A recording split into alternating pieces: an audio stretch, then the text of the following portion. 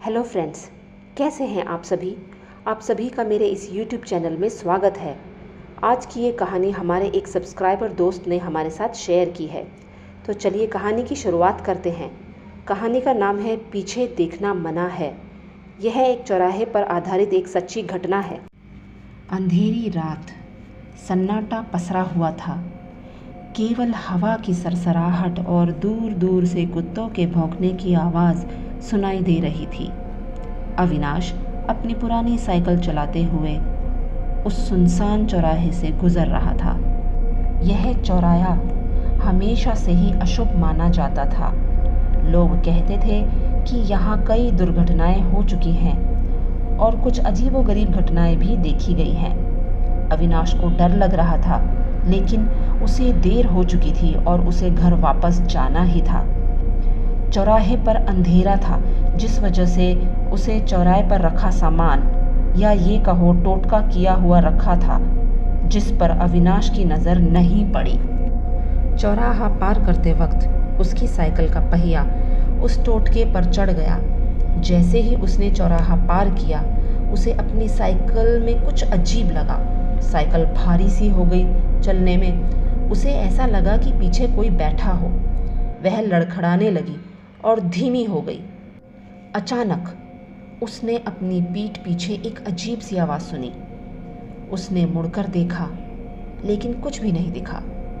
डर के मारे उसने अपनी साइकिल छोड़ दी और भागने लगा। वह जितनी तेजी से भाग रहा था, उतनी ही तेजी से आवाज़ भी उसके पीछे आ रही थी। अब वह साफ साफ सुन पा रहा था कि यह किसी महिला की रोने की आवाज़ है। अविनाश घबरा गया था। उसने दौड़ते हुए पीछे मुड़कर देखा और फिर उसकी चीख निकल गई। कहते हैं, रास्ते में कभी चलते वक्त आपको कोई ऐसी आवाज़ सुनाई दे तो ना तो उसका जवाब देना चाहिए और ना ही पीछे मुड़कर देखना चाहिए, वरना वो आवाज़ आपके पीछे लग जाती है।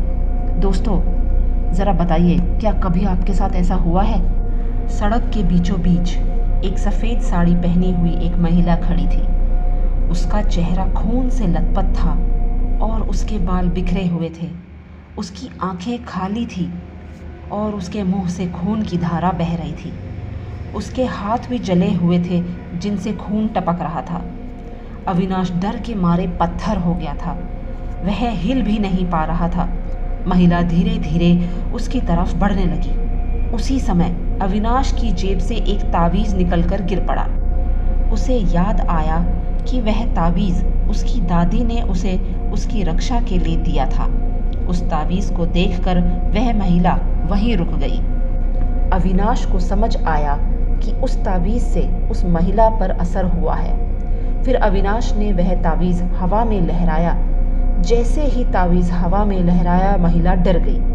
उसकी आंखों से लाल रोशनी निकलने लगी और वह चीखने लगी। अविनाश ने तावीज़ को महिला की तरफ फेंक दिया। तावीज़ महिला के सीने से टकराया और वह धुएं में बदलकर गायब हो गई।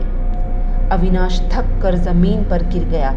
उसकी सांसें फूल रही थी और उसके शरीर से पसीना बह रहा था। उसने धीरे धीरे उठकर अपनी साइकिल उठाई और घर की तरफ चल पड़ा। वह जानता था कि उसने आज रात जो भी कुछ देखा था वह सच था। उसने उस चौराहे पर फिर कभी ना जाने का फैसला किया। कहा जाता है कि उस महिला की आत्मा आज भी उस चौराहे पर भटकती है और जो कोई भी उस चौराहे से अकेले गुजरता है, उसे वह आत्मा दबोच लेती है। तो दोस्तों, ये थी हमारी कहानी पीछे देखना मना है। अगर आपके साथ भी कभी ऐसा हुआ हो तो हमें कमेंट में ज़रूर शेयर कीजिएगा। तो चलिए बढ़ते हैं हमारी दूसरी कहानी की ओर। चौराहे का श्राप। शांत सुनसान शहर के बीचों बीच एक व्यस्त चौराहा था। दिन में यह जीवन से भरा होता था, गाड़ियों और लोगों की चहल पहल से गूंजता था। लेकिन रात के अंधेरे में इसका रूप पूरी तरह बदल जाता था। एक पुरानी कटी फिटी इमारत इस चौराहे के कोने पर खड़ी थी। लोग कहते थे कि यह इमारत भूतिया है और यहाँ अजीबोगरीब घटनाएं होती रहती हैं। एक रात दोस्तों का समूह इस इमारत के पास से गुजर रहा था। देर हो चुकी थी और सड़कें खाली थी। अचानक उनमें से एक लड़की रुक गई। उसने एक अजीब सी आवाज़ सुनी, जैसे कि कोई उसके कान में फुसफुसा रहा हो। क्या तुमने कुछ सुना? उसने डर हुए स्वर में पूछा। नहीं, उसके दोस्तों ने कहा, तुम्हें कुछ गलत लग रहा है। लेकिन रिया को यकीन नहीं हुआ। वह धीरे धीरे आवाज़ की ओर बढ़ी और इमारत के पीछे एक अंधेरे कोने में पहुंच गई। वहां उसने एक बूढ़ी औरत को देखा जो ज़मीन पर बैठी थी और कुछ मंत्र पढ़ रही थी। बूढ़ी औरत ने रिया को देखा और मुस्कुराई। आओ बच्चे, उसने कहा, मेरे पास तुम्हारे लिए कुछ है। रिया डर गई, लेकिन वह अपनी जिज्ञासा को रोक नहीं पाई। वह बूढ़ी औरत के पास गई और उसने उसे एक तावीज़ दिया। इसे पहनो, बूढ़ी औरत ने कहा, यह तुम्हारी रक्षा करेगा। रिया ने तावीज़ लिया और उसे गले में पहन लिया। अगले दिन रिया के साथ अजीब सी घटनाएं होने लगी। उसे हर जगह अजीबोगरीब आवाज़ें सुनाई देती थी और उसे लगता था कि कोई उसका पीछा कर रहा है और उसे छुपके देख रहा है। उसने ये सब बातें अपने दोस्तों से बताई, पर उसके दोस्तों ने यकीन नहीं किया। उन्होंने सोचा कि वह बस अपनी कल्पना कर रही है, लेकिन रिया जानती थी कि कुछ गलत है। एक रात रिया घर पर अकेली थी। अचानक उसने खिड़की पर दस्तक सुनी। उसने डरते हुए खिड़की खोली तो वहाँ कोई नहीं दिखा। उसने खिड़की बंद कर दी। जैसे ही वह खिड़की बंद करके मुड़ी, फिर से खिड़की पर दस्तक हुई। उसने फिर डरते हुए खिड़की खोली तो देखा एक काली छाया नीचे खिड़की के खड़ी है। उस छाया ने रिया को देखा और मुस्कुराई। रिया चीख पड़ी और बेहोश हो गई। अगली सुबह रिया के माता पिता ने उसे बेहोश पाया। उन्होंने रिया को अस्पताल में दिखाया, लेकिन डॉक्टर को कुछ भी गलत नहीं मिला। रिया घर पर वापस आ गई, लेकिन वह अब पहले जैसी नहीं रही थी। वह हमेशा डरी हुई और परेशान रहती थी। रिया अपने बालों को नोचती रहती थी, कभी अपनी उंगलियों को चबाती और रात को खिड़की के पास खड़े होकर खिड़की के नीचे खड़ी काली छाया को देखकर मुस्कुराती रहती थी। रिया को समझ नहीं आ रहा था कि उसके साथ क्या हो रहा है। एक दिन रिया ने फैसला किया कि वह चौराहे पर वापस जाएगी और बूढ़ी औरत से मिलकर पूछेगी कि उसके साथ क्या हो रहा है। वह रात में इमारत के पीछे गई और उसने बूढ़ी औरत को वहां बैठा हुआ देखा। रिया ने बूढ़ी औरत से पूछा कि उसने उसके साथ क्या किया है।